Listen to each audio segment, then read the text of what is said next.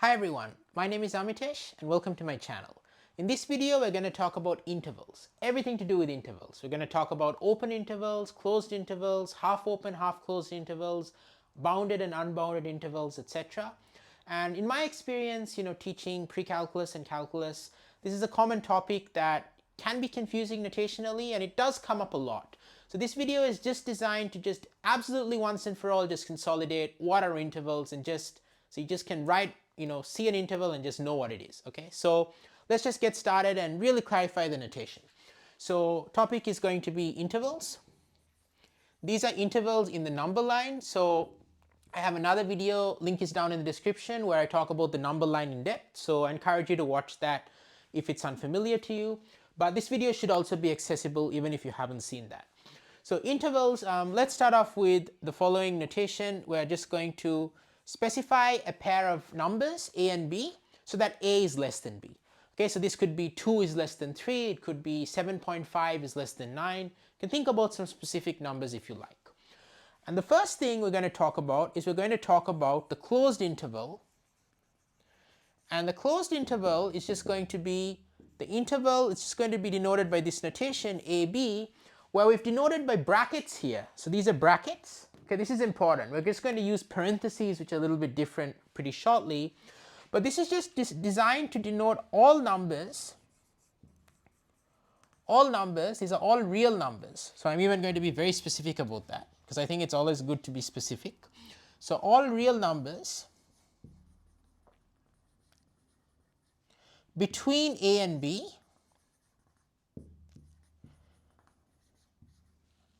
including a and b.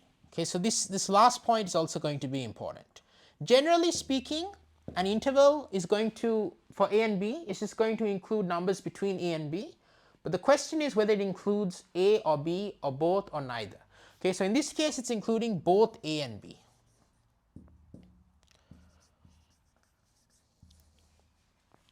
Okay, so that's what the closed interval AB is. Now let's just give a quick example. So I'm just going to denote 1, 3. So this is all numbers between 1 and 3 including 1 and 3. And you can draw this on a number line. So if you draw a number line and you draw 1 and you draw 3, this is just this shaded region, but we include 1 and 3. So I'm just going to use the same notation to say that with the brackets to say that we are including 1 and 3. So this includes 2, it includes 2.5, it includes 2.98. It does not include 3.2. 3.2 is beyond 3 on the right side. It does not include 0.5, negative 2 because this is less than 1. So it's basically all numbers that are greater than 1 and less than 3, but including 1 and 3. So all numbers that are at least 1 and at most 3, maybe the best way of saying that. So this is the closed interval AB. Now we have the closed interval AB. On the other hand, we have the open interval AB as well. So the open interval, so I'm just going to do these open intervals. Okay, so what are these? So this is just going to be, I'm just going to write down AB. Here I have used parentheses rather than brackets. So the first time I was teaching, I remember I was teaching at Princeton and students would tell me like, parentheses and brackets, and I actually didn't know what they meant by that. But then I sort of learned that parentheses is this open bracket and then brackets is just this square kind of sharp kind of thing. So this is just some weirdly precise terminology, but it's important for what I'm going to describe. So parentheses here is this, and you could also say round brackets or square brackets. That's also common. So AB, this is just going to be all real numbers between a and b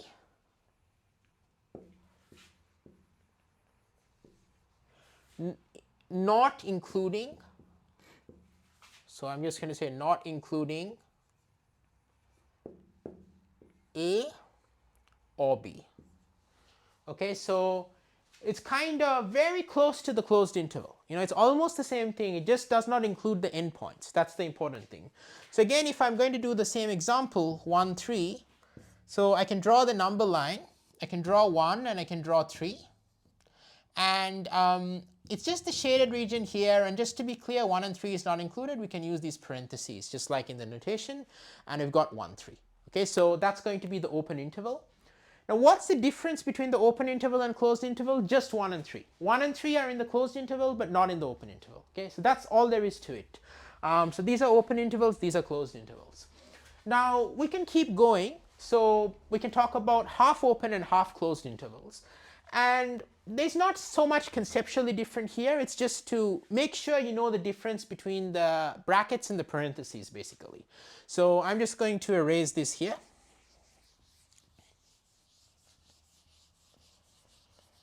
So just to write it down, so we have half open, half closed intervals. Okay, so half open, half closed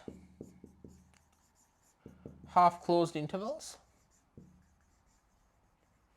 So typically the closed end, we're going to talk about this. The open is referring to the fact that it's open-ended, you're not including the endpoints, and the closed is, denoting that you're including the endpoints.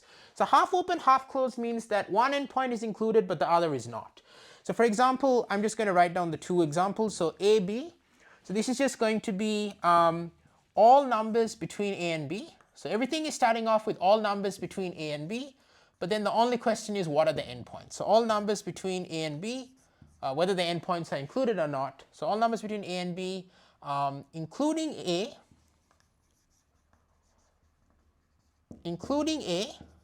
but not including B. Okay, so it's something in between a closed interval and an open interval. And the other one, as you can guess by now, AB, this is again the same thing. I'm just going to write it out again. All numbers between A and B,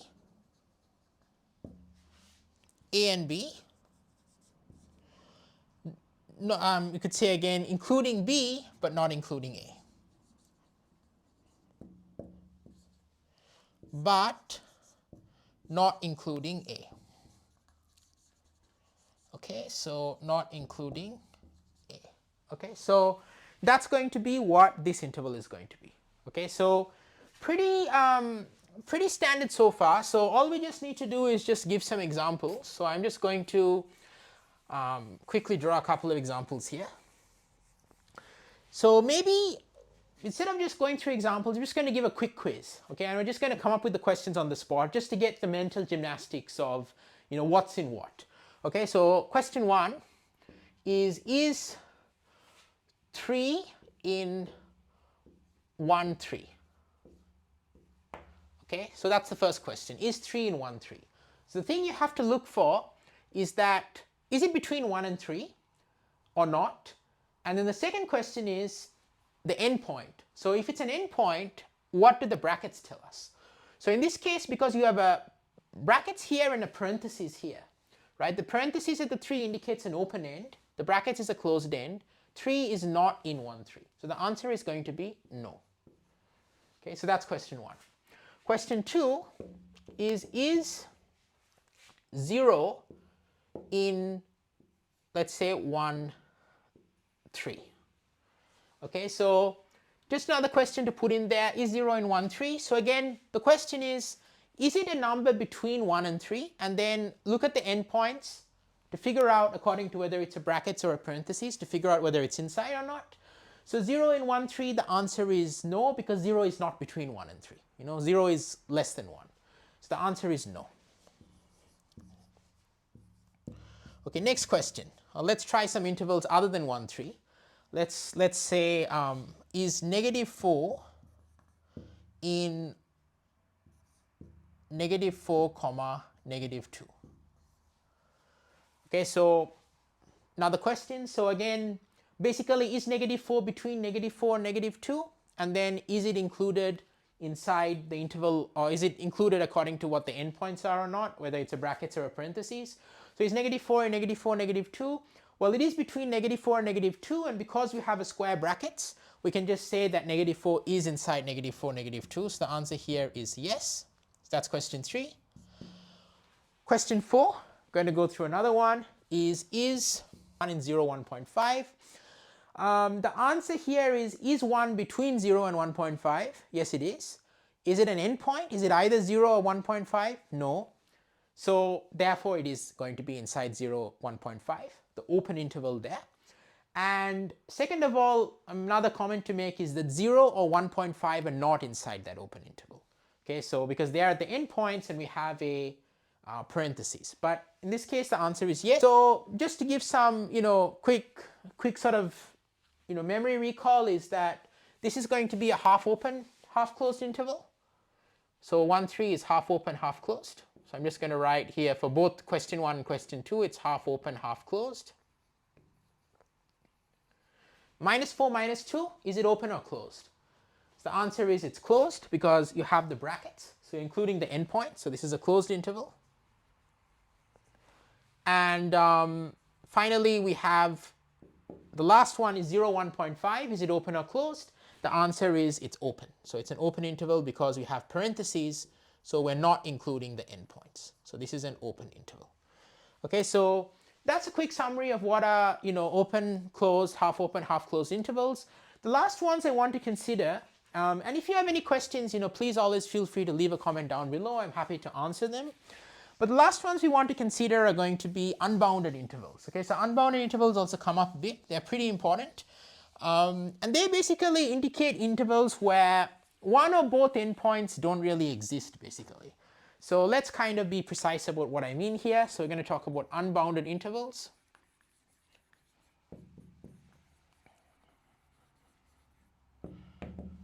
Okay, so for unbounded intervals, I'm just going to fix one number a. Okay, you can call it whatever you like, a or b. But I'm just going to say, okay, so let a be a real number. So a is a real number, any real number. We're going to have various kinds of unbounded intervals, again according to parentheses and brackets, but think about what you expect it to be based on what we've already seen, just as sort of a mental exercise. Okay, so we have here like a infinity. Okay, this is the first one. Then we have the second one, which is going to be this a infinity. Okay, so slight change, we've changed the parentheses to a bracket. So think about what you think that means. Then we're going to have let's say negative infinity a, and finally we're going to have negative infinity a, but this time with the brackets rather than a parentheses. Okay, so we've got these intervals. These are called unbounded intervals. So a infinity is just going to be, so I'm just going to write this a slightly different way than earlier, but it's going to be the same principle. A infinity is just going to be all numbers greater than a. Okay, so all numbers between a and infinity. Infinity is this hypothetical last, like, it's supposed to denote like the last number, but that doesn't really make sense. But it's just all numbers that are going to be greater than a. Okay, so infinity here is kind of more of a placeholder. You're not sort of thinking of it as anything more than that. This is just going to be all numbers. So I'm just going to say all real numbers greater than a. So there's never a question, I'm just going to talk about this 1 second. There's never a question, real numbers greater than a.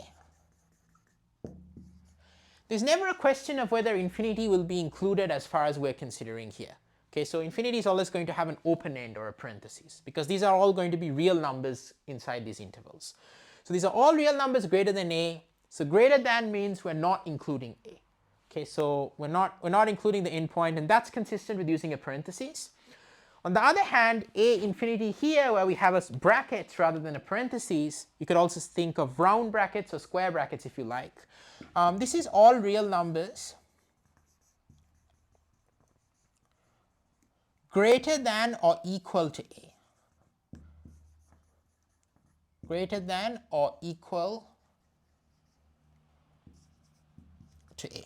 Okay, so that's going to be a infinity. So the reason I said that I'm going to describe it slightly differently from earlier, so earlier when we had a closed interval a, b, we said all numbers between a and b, including a and b. We could have also said all numbers greater than or equal to a and less than or equal to b. Okay, so that's another way of saying it. So here I'm using the second way of saying it. All real numbers greater than or equal to a for a infinity. And then we can keep going. So here, what do you think minus infinity a is going to be? This is going to be, minus infinity is like, it's sort of the extreme left of the number line. If there is an extreme left, it's sort of denoting that. It's like the least number, whatever that means. But we have minus infinity. This is going to be all real numbers less than a. Less than a. And then finally, minus infinity a is going to be all real numbers that are less than or equal to a, because we have a square bracket, so we include a. So the difference between minus infinity a with the parentheses and minus infinity a with the brackets is just that a, which is one of the endpoints, or the only endpoint in some sense. So here we have all real numbers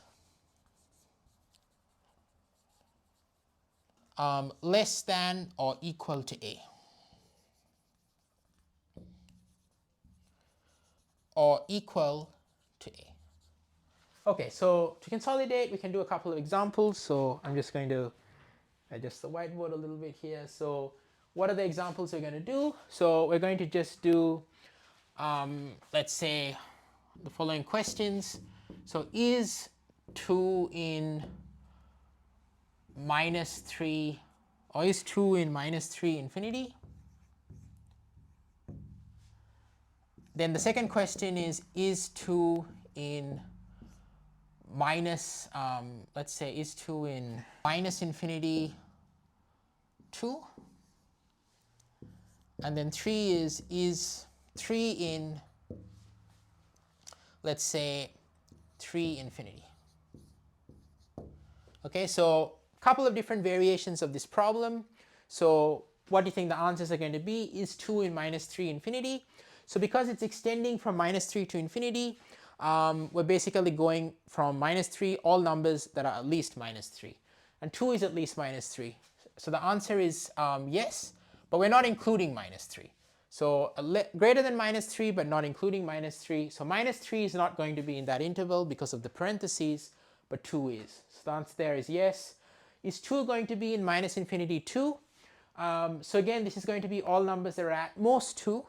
So at most 2 and including 2. So here, because of the brackets, 2 is included. So the answer is also going to be yes. And then finally, for point 3 is 3 in 3 infinity. This is all numbers that are greater than 3 for 3 infinity. And the answer here is going to be no, because the problem is that 3 itself is not greater than 3. So we're not including the endpoint because we have a parentheses. So the answer here is no. Okay, so that's a quick summary. So one other thing we can just do, is to just sort of include, sort of give some pictorial kind of description. So a infinity, if you draw the number line and if you draw a here, then a infinity is just going to be all numbers that are just greater than a. So it goes on forever on the right. The number line extends indefinitely on the left and the right. We have a, and similarly, if I have the interval slightly different, let's say minus infinity a with the brackets rather than a parentheses. So this is going to be minus infinity a. So that's a summary of what these unbounded intervals are. We already talked about the bounded intervals. I hope you love this video about intervals in general. And if you have any questions or comments, please feel absolutely free to just leave a comment down below.